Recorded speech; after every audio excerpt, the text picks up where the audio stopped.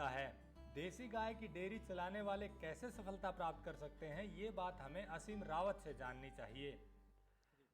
तो अगर आपको देसी गायों की डेयरी में सफल होना है तो मेरे हिसाब से, ये मेरी अपनी रिसर्च है, आपको 4 चीज़ों का ध्यान रखना चाहिए।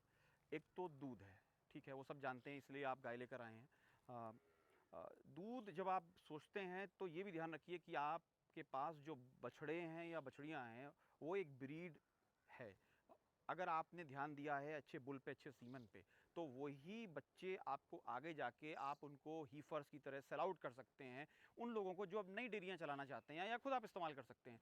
तो उनको दूध ज़रूर पिलाना है। ये मिस्टेक नहीं करनी है कि आप बच्चे को दूध ही नहीं पिला रहे हैं, वो बेचारा मर गया, और इसीलिए बहुत सारी डेयरियां बंद हो जाती। वो अनएथिकल तो है ही है, लेकिन आपने उस संस्था की आत्मा भी मार दी है, क्योंकि आपको पता ही नहीं है आप क्या करने चले हैं।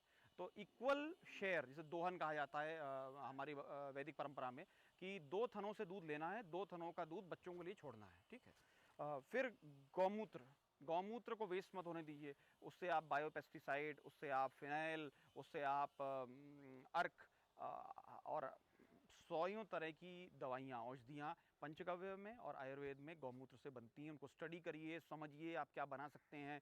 आप खुद नहीं बना सकते हैं तो जो बना रहे हैं उनको सप्लाई कर सकते हैं। तो वो डिफरेंट पॉसिबिलिटीज़ उसकी हैं, ठीक है।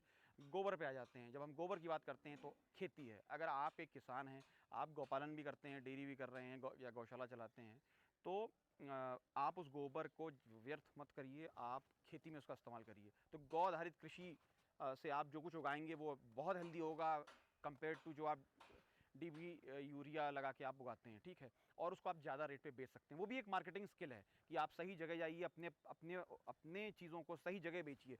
ऑनलाइन भी बहुत सारी संस्थाएं अवेलेबल हैं जो हेल्प कर सकती हैं आपकी, और किसान भी मिलकर कोऑपरेटिव बना सकते हैं, उससे अपनी खुद हेल्प कर सकते हैं। अच्छा, तो खेती हो गई। दूसरा हो गया आपका गोबर के उपले, गोबर की कास्ट, जिससे आप शव दहन के लिए इस्तेमाल हो रहा है आजकल। 30% कम लगता है गोबर की, वही इक्वल जो है, अगर आपको देखा जाए वेट बाई उससे, तो उसकी जलने की क्षमता ज़्यादा होती है गोबर की, उसकी लकड़ी की। तो वो आप पेड़ भी बचाते हैं, और आप जो ये गोबर है इसको सही से आप इसका इस्तेमाल कर रहे हैं, वो राख बन जाता है, ठीक है। अच्छा, फिर आप जो हैं, बहुत से लोग मूर्तियाँ बना रहे हैं या पेपर बना रहे हैं गोबर से, वो भी यूट्यूब में या और जगह आपको बहुत सारी अच्छी वीडियोस मिलेंगे। उनको देखिए, समझिए आप क्या उनसे करना चाहते हैं, कर सकते हैं, ठीक है। और last but not the least and equally important, जो मैंने आपसे कहा कि ब्रीडिंग।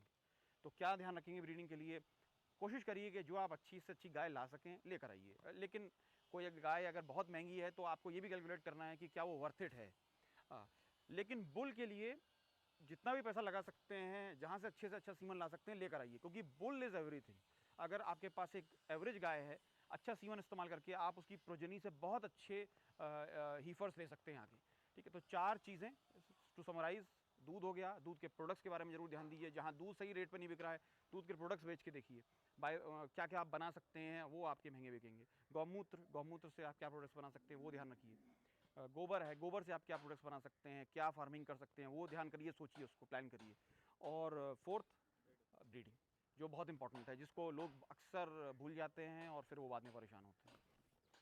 अगर आपको यह वीडियो पसंद